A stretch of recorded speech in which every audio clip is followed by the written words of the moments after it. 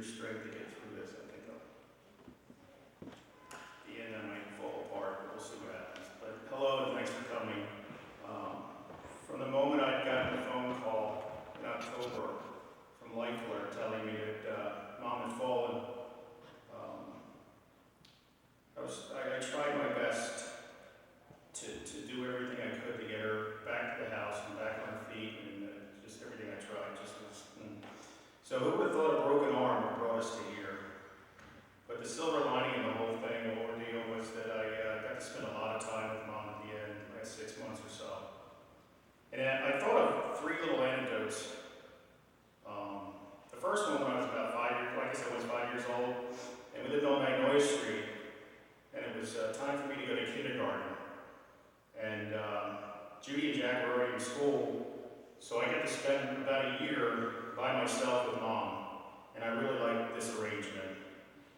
But now it's time for me to walk up to Magnolia Street, up to High Street School, and Mom walked me up and dropped me off. And about a half an hour later, she turned around. I was standing behind her in the kitchen because I didn't like being without her.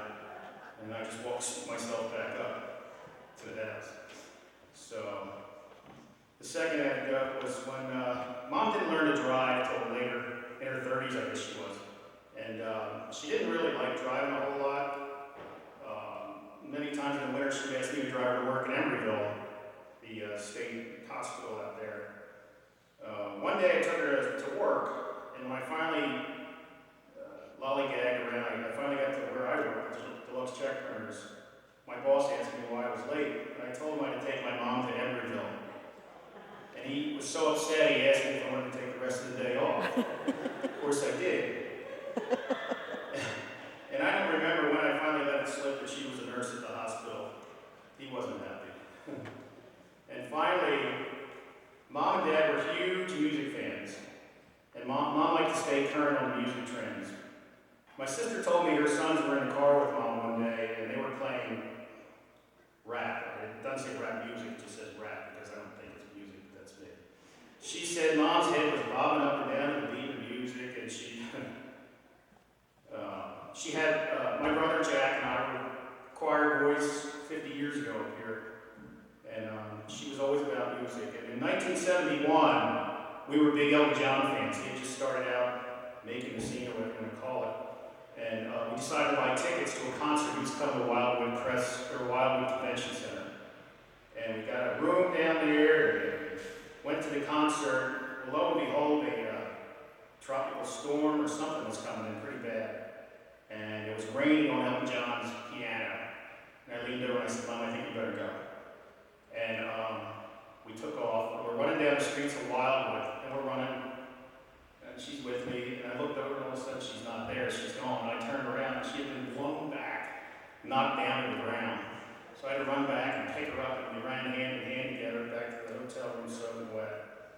So that was just a couple of thoughts that came into my mind. I was thinking, there were many more times that we had great times with her, and she was such a great woman. She put up with a lot of stuff from Jack. And me. But we loved her, and we will always love her. There's a place in my heart for her.